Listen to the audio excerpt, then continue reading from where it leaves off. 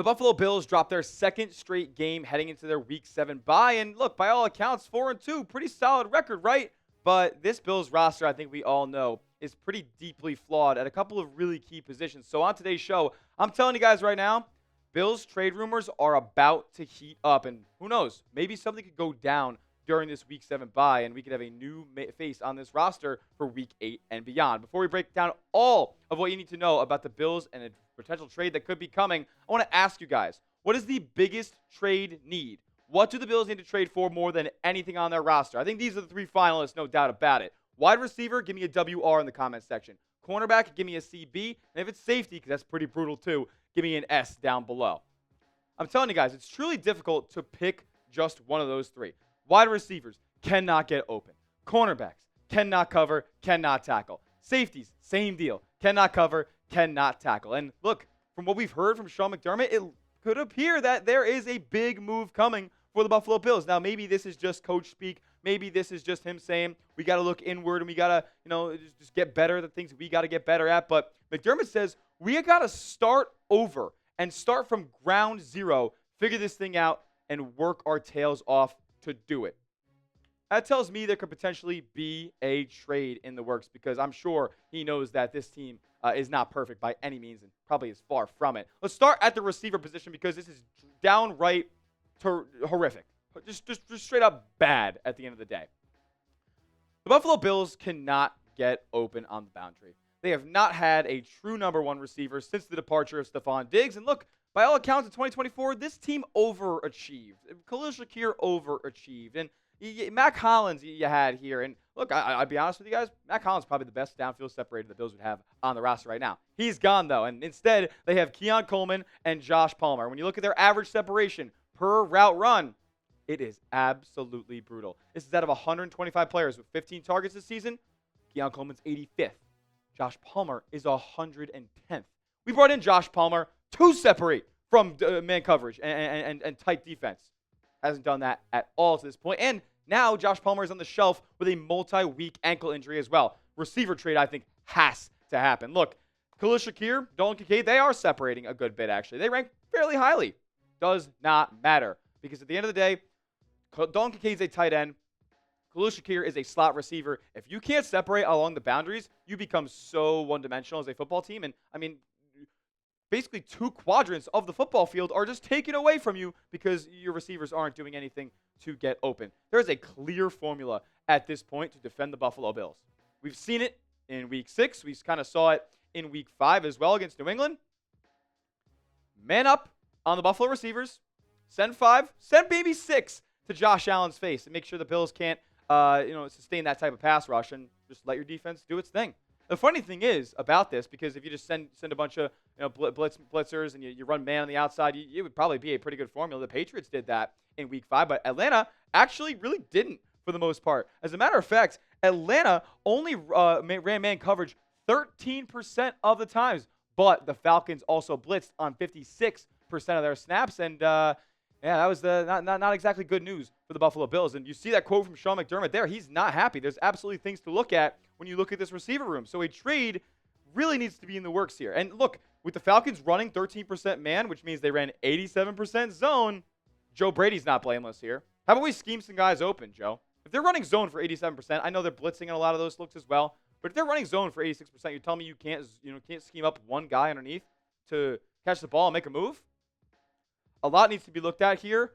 Joe Brady isn't going to be fired by any means, so I think we have to just look at making an external addition here. So how about we look at a couple of wide receivers that are in trade rumors at this point. A.J. Brown, we'll start with him. We'll keep it a little bit short with AJB because I just don't think with the cap number that he holds and the jumping through hoops that you would have to do to really make a trade, especially in mid-season, it doesn't look all that likely that A.J. Brown is going to be traded here, but he's actually absolutely upset with his role with the Philadelphia Eagles and the way they run their offense, and if the Bills really want to make a big swing and can find a way to do it, I would absolutely make the call. It'd be the best receiver Josh has ever had in his career, and it would be an awesome addition to the Buffalo Bills, but pretty unlikely at this point. Moving to maybe the more likely options here is Chris Olave looks to be on the trade block. The Saints, they're in a weird spot where they're kind of playing a little bit better than anticipated, and they don't really have a ton of future roster building pieces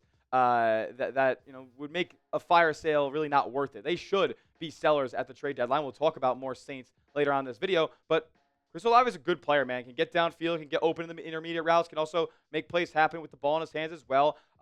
He's a really good player, but also has injury history. I think he would cost around a third-round pick, and if I'm Buffalo, I think it's a pretty cheap contract to bring over for this 1 year. I would make the call and do it. Jakobi Meyers is another name I would go out there and call on.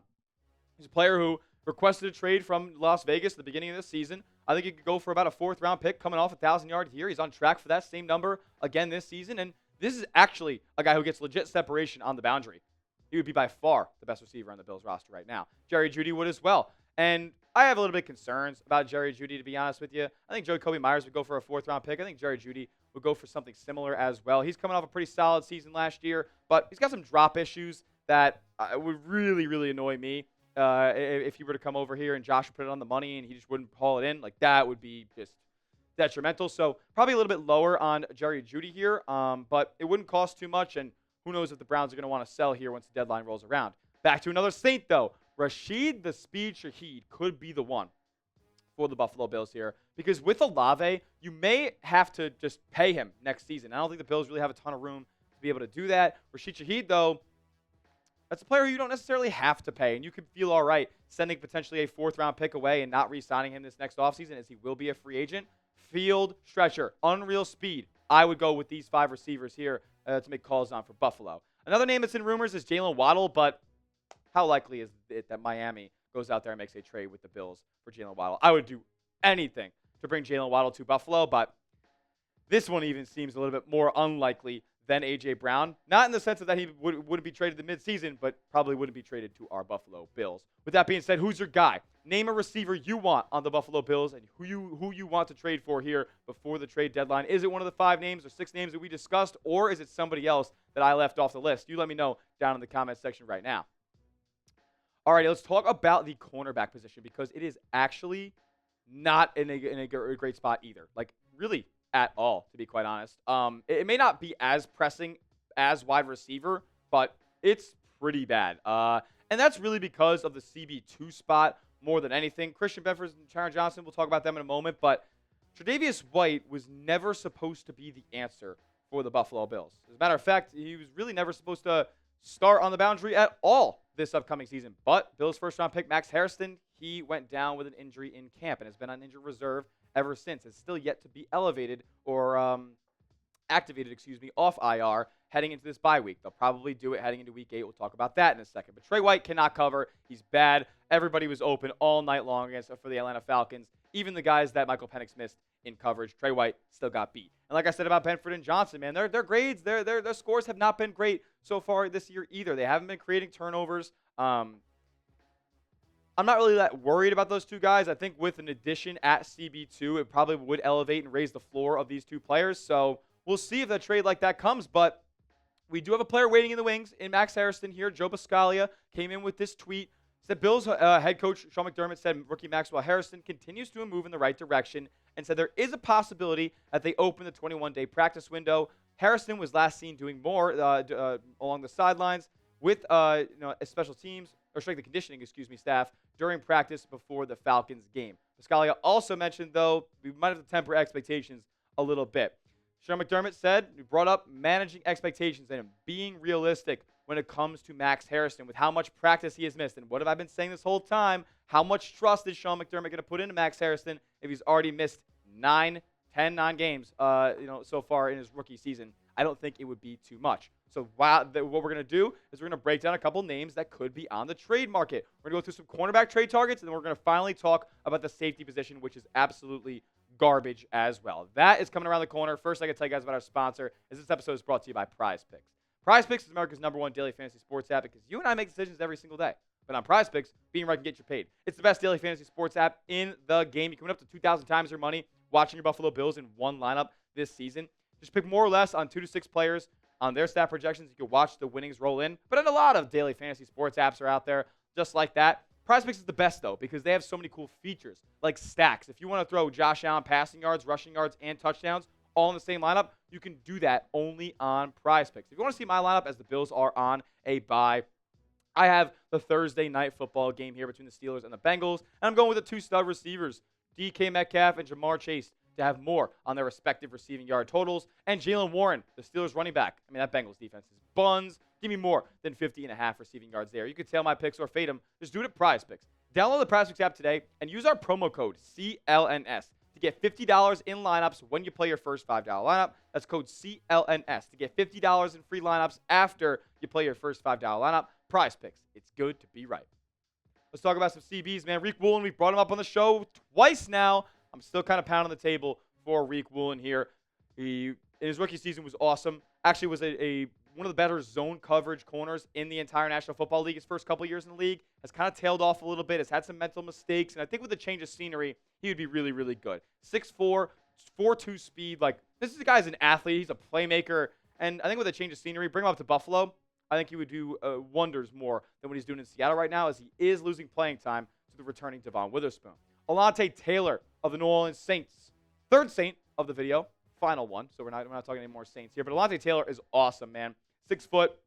Can stick on coverage on both boundaries here. And there are a couple more names that are kind of more so nickel corners. But I think with Taron Johnson being the way he is, Cam Lewis, I thought, played pretty solid for some series against Atlanta as well. We probably want to go that direction. It's really boundary CB2. So that's why we're going Riq Woolen, Alontae Taylor. We'll go with Riley Moss as well, the Denver Broncos. He is, according to Broncos Breakdown host Trace Moustakis, is really great for like 4 out of 5 plays, but on that 5th play, he's getting beat for an 80-yard touchdown. So we'll see if the Bills want to go in that direction there. But another big frame corner, a playmaker, I wouldn't mind taking a flyer on Riley Moss here, as I think he would be the cheapest out of all these options. Riq Woolen, I think, would go for a day 3 pick. Alontae Taylor, I think, would go for a day 2 pick, potentially a 3rd-round pick or a 4th-round pick for him. I guess that would be on day 3. But Riley Moss, I think, would be a day 3 spot, maybe like a 6th or 7th-round pick. And then Cam Taylor-Britt is the last name that I'll go with here. He's dipping in production a little bit, but I think that may be a little bit of a product of his environment. I like Cam Taylor-Britt a lot. Guy who just makes plays on the football. A little bit undersized, but plays bigger than his frame. And another awesome press corner as well. I'd bring him in. I don't think it would cost too much. Another day 3 pick there. And the Bills would have a much better CB2 with any of these 4 names than they do right now with Trey White. And I want to give out a formal apology real quick, because in my last trade targets video, we only went with corners and receivers. That's on me, because this safety room is atrocious. It might be the biggest issue on this Buffalo Bills team, which is the take that I had at the beginning of the season. Then I kind of thought that Rapp and Bishop were playing better as the season went along, but no. Taylor Rapp cannot play on this football team anymore. I'm done. You cannot start this player anymore. If you're not familiar with PFF, red is bad, green is good. You don't see too much green on this page right now. Under 40 coverage grades, under 40 tackling grades. Like, he doesn't want to hit. He doesn't want to go downhill. He doesn't want to cover. He takes bad angles. And the same thing goes for Cole Bishop, but I'll give him a little bit more leeway here. Second-year player. We've seen actual moments and flashes of him being good. That run that Bijan took to the crib last night, or on Monday, excuse me, I can't speak, was just embarrassing. We can improve upon that. Taylor Rapp, I don't think he's going to be improving anytime soon. I would cut him during the bye week and bring in one of these safeties via trade, or we'll talk about one that's in free agency as well. Starting with Geno Stone of the Cincinnati Bengals. Now, I know, like, going after Bengal defenders probably isn't the best idea, considering that they're one of the worst in the league, but Geno Stone is a ball hawk. Is he a great run defender? Probably not, and that would probably make the Bills detract from signing a guy like Geno Stone, because they like to have their safeties close to the line of scrimmage in certain situations. They like their safeties to be good run defenders. Well, I don't think he could be worse than Taylor Rapp at this point, so I would consider bringing in Geno Stone. If you wanted to bring in more of a box safety that can play closer to the line of scrimmage, I would consider maybe bringing in Jamal Adams, but again, keep this one short and sweet. He's not a good football player. He can't cover anybody. So I would probably be out on Jamal Adams. He was just another name that I saw kind of rolling around the trade rumor mill here as we get closer to the deadline. And then Kyle Duggar, he's the best out of all 3 of these players, no doubt. But he carries a pretty big cap hit and roster bonus, which is what you would be taking on if you trade for him, or base salary and roster bonus. It'd be about $10 million. The Bills really, really be difficult to find a way to clear up that type of money. Now, a player who is now in the news again, should we do it? I don't know if this is the move, but C.J. Gardner-Johnson was released after requesting to be released. It wasn't anything disciplinary by the Ravens, but he requested to be released after not seeing playing time. He was only on their practice squad. This is a player who's been awesome in his NFL career, but has clearly declined a little bit and is using that to, that decline to the benefit of himself. He's blaming other people for his mistakes, and it's never been reported that he's been a great locker room guy either. So maybe this would be a little bit, playing with fire if you're the Buffalo Bills, especially for a burning that already has a building that already has smoke coming from it. But he no doubt can make plays on the football field, and I think has to be better than Taylor-Britt at this point, no matter really what situation he's kind of dealing with right now. With that being said, before we get out of here, name a defensive back, whether it's a corner or a safety, you want the Bills to add at the trade deadline or before the trade deadline or this upcoming week. Drop another name for me, one receiver and then one DB. Who's it going to be? You drop a name in the comment section. Make sure you give me a follow over on Twitter. We'll be talking more about the Bills and their trade saga as it gets closer to the trade deadline. So give me a follow at Tyler J. Smith, 2 H's because the name's common, but I am not. And make sure you subscribe to the channel as well. YouTube.com/Bills News. Got another video coming tomorrow about all the latest and greatest that came from Sean McDermott. We'll talk then. And as always, let's go, Buffalo.